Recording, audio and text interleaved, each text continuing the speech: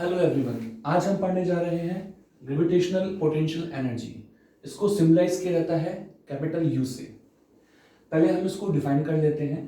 The gravitational potential energy of a mass particle situated at a point in some gravitational field is defined as the amount of work done. एक तरह का work done ही है जैसे कि gravitational potential था, but potential और potential energy में कुछ डिफरेंस है। जैसे work done required to bring that particle from infinity to that point. एक पर्टिकुलर पॉइंट तक इनफाइनाइट से किसी मास को लाने में किया गया वर्क डन ही पोटेंशियल एनर्जी होता है। पोटेंशियल और पोटेंशियल एनर्जी की डेफिनेशन में केवल ये डिफरेंस है कि पोटेंशियल में जब हम इनफाइनाइट से पर्टिकुलर पॉइंट तक किसी ग्रेविटेशनल फील्ड में पर्टिकुलर पॉइंट तक लाने में जब वर्क डन करते हैं तो वो जो पॉइंट मास या जो टेस्ट मास है जिसको हम इनफाइनाइट से लेके आ रहे हैं वो यूनिट मास होता है। यदि वो यूनिट नहीं हो, लाइक 5 kg 6 kg कितना ही मास हो, तब हम जो भी वर्क डन होगा उसको तो बोलेंगे पोटेंशियल एनर्जी, राइट। जैसे ग्रेविटेशनल पोटेंशियल एनर्जी को आप लिख सकते हैं gravitational potential into mass of particle. जैसा कि मैंने अभी कहा था कि यदि हम टेस्ट मास को जिसको इनफाइनाइट से लेके आ रहे हैं यदि वो यूनिट है तो पोटेंशियल एनर्जी और पोटेंशियल एक ही बात है, क्योंकि दोनों ही वर्क डन थे। बट यदि जो मास हम लेके आ रहे हैं इनफाइनाइट से, यदि वो मास यूनिट नहीं है तो जो भी पोटेंशियल है उसको आपको मल्टीप्लाई करना होगा उस टेस्ट मास की वैल्यू से, तब जाकर वो पोटेंशियल एनर्जी बनेगा। सिंबलाइज किया कैपिटल यू से, पोटेंशियल को कैपिटल वी लिखते हैं, मास या टेस्ट मास जिसको आप इनफाइनाइट से लेके आ रहे हैं स्मॉल एम, आप मल्टीप्लाई कर दीजिए यू बन जाएगा। मैंने एक सिस्टम दिखाया है जिसमें हमने सोर्स मास कैपिटल एम लिया है और टेस्ट मास स्मॉल एम लिया है, दोनों के बीच डिस्टेंस आर ली है। अब ऐसा मानिए कि इस स्मॉल एम को आप इनफाइनाइट से लेके आए और पी पॉइंट पर लाकर रख दिया, वर्क डन बताइए। तो यदि आपको पोटेंशियल मालूम है पी पॉइंट पर तो वर्क डन निकालने की जरूरत नहीं है, क्योंकि पोटेंशियल एनर्जी के लिए आपको वर्क डन चाहिए, या फिर उस पर्टिकुलर पॉइंट पर यदि आपको पोटेंशियल मालूम है तो उस पोटेंशियल को सिंपली उस मास से मल्टीप्लाई कर दीजिए जिसको आप लेके आ रहे हैं इनफाइनाइट से।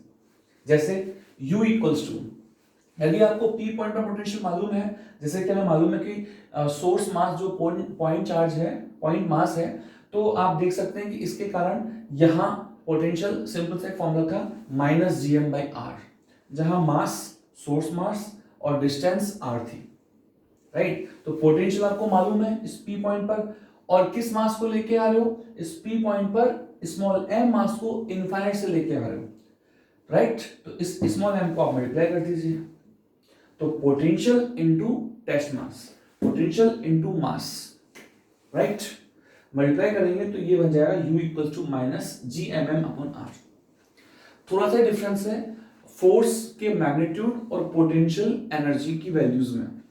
फोर्स के मैग्नीट्यूड में ऑब्वियस मैग्नीट्यूड बोलेंगे तो माइनस नहीं आएगा, तो वहां आता है G M M upon R square, और यहां आ रहा है minus G M M upon R. तो डिफरेंस ध्यान रखिए, वहां नीचे आर स्क्वायर था, यहाँ आर है, राइट, और यहां तो माइनस सिंबल आएगा। नाउ मैंने इसको जनरलाइज वे में लिया है। जनरलाइज वे में आप ऐसे मानिए, पहले डायग्राम देखिए, दो पॉइंट मासेस रखे हुए हैं एक पर्टिकुलर डिस्टेंस आर पर, आपको बोला जाएगा कि सिस्टम की पोटेंशियल एनर्जी बताइए। ध्यान दीजिए, पोटेंशियल एनर्जी किसी एक पर्टिकुलर पार्टिकल की नहीं होती, सिस्टम की होती है, क्योंकि जब भी आप किसी पार्टिकल को इनफाइनाइट से लेके आओगे तो कोई ना कोई दूसरा एक मास या सिस्टम ऑफ मासेस वहां होंगे जो उस पर्टिकुलर मास पर फोर्स लगा रहा होगा। यदि फोर्स लगा रहा होगा तभी तो हमें वर्क डन करना पड़ेगा, बिना फोर्स के वर्क डन तो होगा नहीं। That mean work done obvious एक अकेला पार्टिकल खुद अपने ऊपर नहीं करेगा, दूसरा करेगा, तो इसलिए हम बोलेंगे सिस्टम की पोटेंशियल एनर्जी।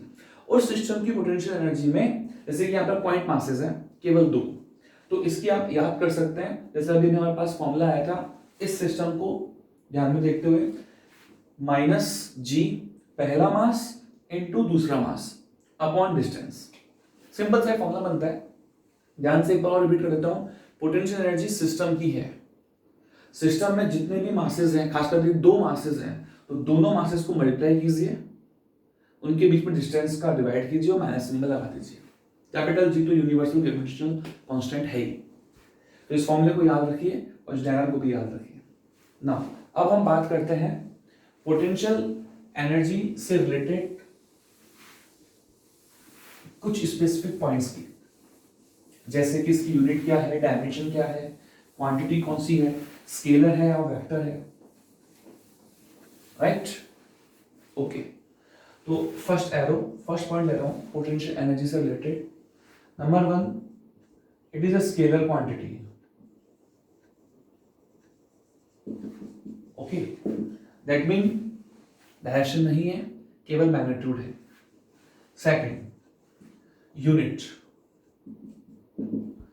अभी अभी जो हमने डिफाइन किया कि पोटेंशियल एनर्जी एक तरह का वर्क डन है तो उसकी यूनिट हो गई जूल इन एसआई सिस्टम। और इसकी बात करें डायमेंशन की,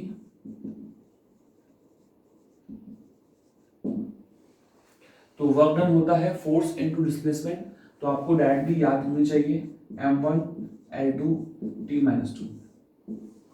वर्क डन और एनर्जी की यूनिट भी सेम होती है, डायमेंशन भी सेम होती है। नेक्स्ट, इसका फॉर्मूला देखिए, U equals to minus point masses के लिए ले लेते हैं G m1 m2 upon r।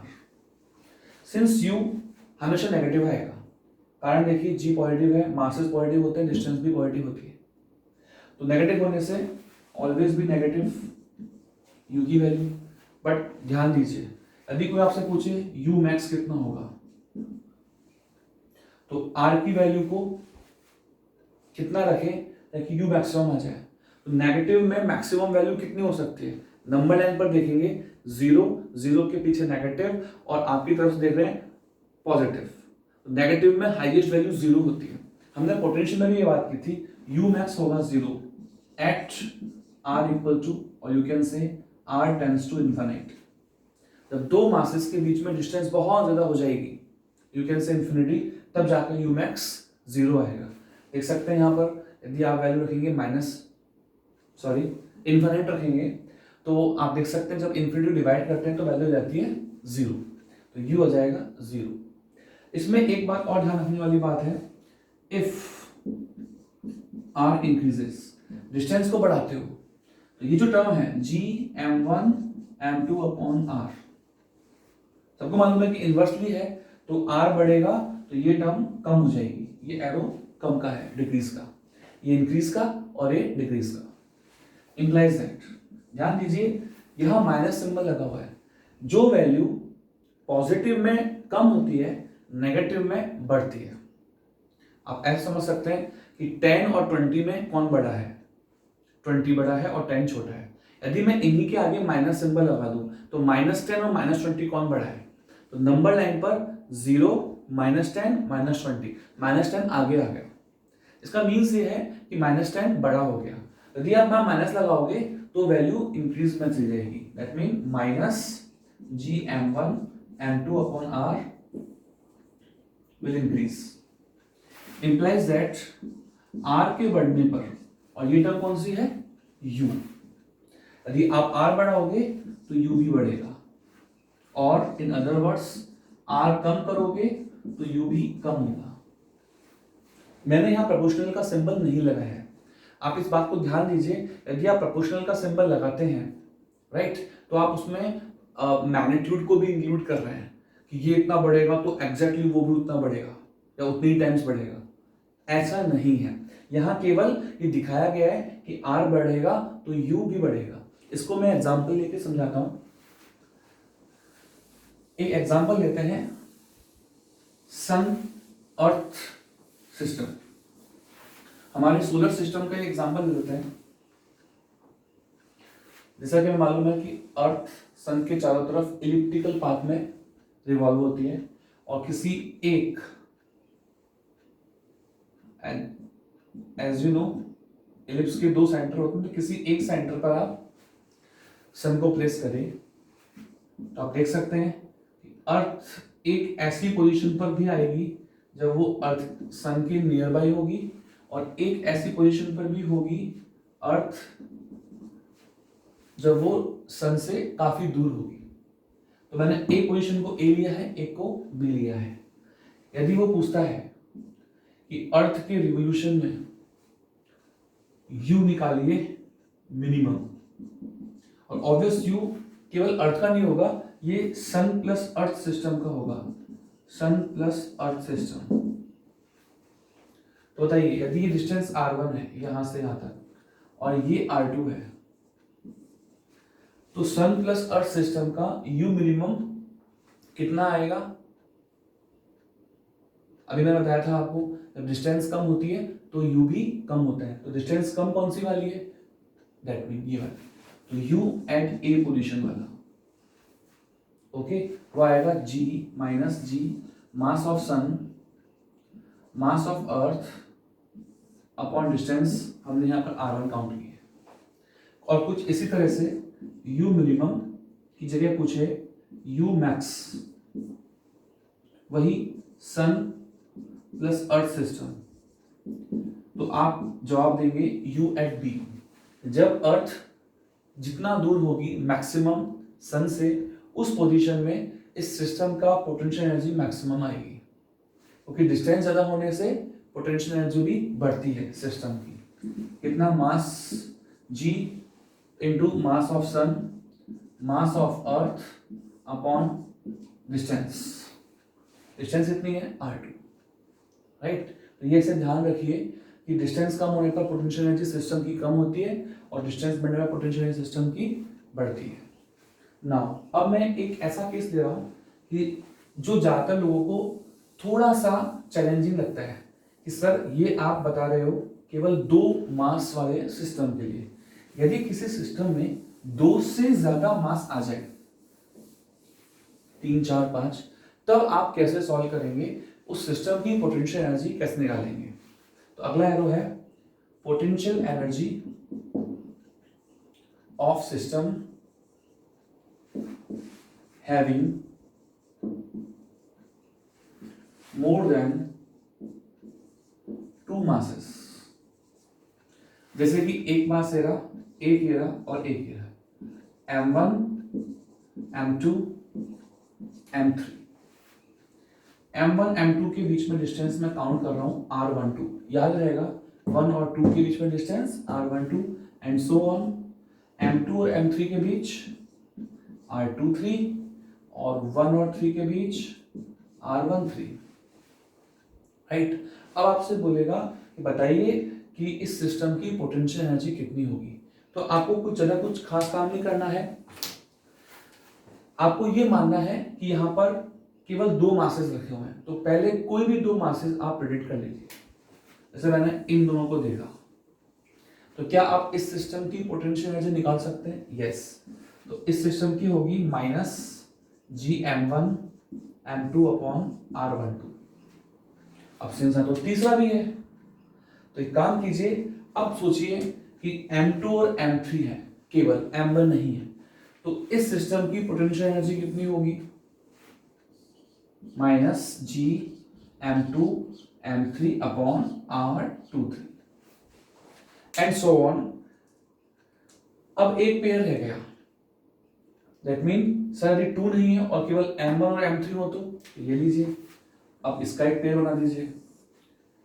तो इससे से आपको दिख रहा होगा कि यहाँ पर हमने 3 पेयर बनाए हैं। चलिए पहले इस तीसरे पेयर की वैल्यू बताइए। यदि केवल दोनों होते तो पोटेंशियल एनर्जी कितनी होती? जी m1 m3 अपॉन r13। तो इस तरह से यदि यहाँ पर जितने पेयर बन सकते हैं, जरूरी नहीं 3 ही बने, क्योंकि यहाँ केवल 3 मासेस हैं, 4, 5, 6 बहुत सारे पेयर्स बन सकते हैं। It depends number of masses कितने हैं। तो आपको 2-2 के मासेस के बहुत सारे पेयर्स बनाने हैं जितने पॉसिबल है, और उन सब पेयर्स की इंडिविजुअल पोटेंशियल एनर्जीज निकालनी है।